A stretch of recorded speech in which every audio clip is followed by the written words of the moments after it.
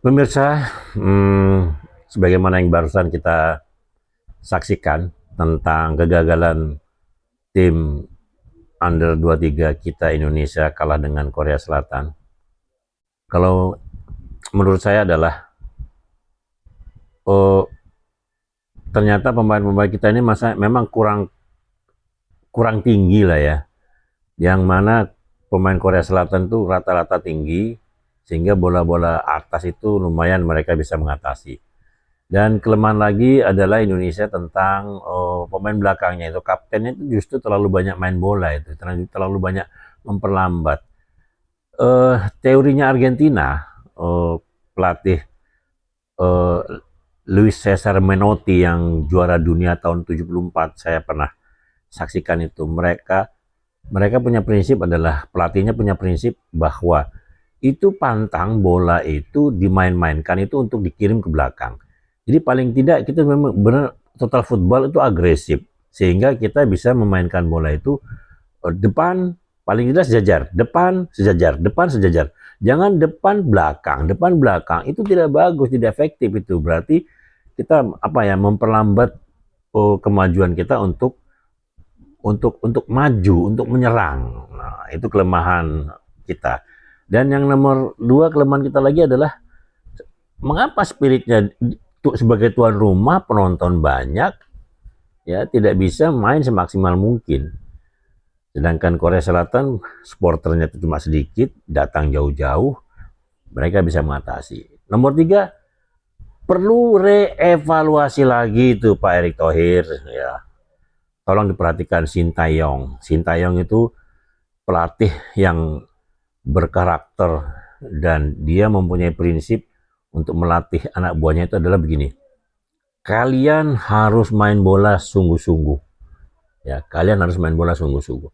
Karena kalian biaya untuk main bola kalian ini adalah dibiayai dari pajak rakyat dari Indonesia dan dibayarkan ke Anda semuanya. Itu luar biasa spirit seperti itu. Tidak ada orang yang punya spirit seperti itu sehingga anak buahnya itu main dengan sungguh-sungguh. Ini bule-bule sepertinya terlalu banyak cengar-cengir, cengengesan. Itu menurut saya sih tidak baik ya. Harus disiplin, tegas, marah-marah. Ya, jadi saatnya bercanda ada. Saya rasa seperti itu kita perlu perbaiki dan juga tim senior kemarin juga dengan Drew dengan Libanon itu juga saya juga kecewa. Padahal mayoritas pemainnya juga bule dari Belanda. Naturalisasi. Ya. Bahkan kalau menurut saya sih penyerang-penyerang yang kemarin juga senior itu seperti Swibowo dan Eliano segala macam itu tidak kalah baik pemain lokal kita itu. Contohnya seperti mantan pemain Persebaya itu Irfan Jaya atau apa ya? Iya Irfan Jaya itu striker yang memang tidak tinggi tapi luar biasa itu, eksplosif sekali mereka. Dia maksud saya.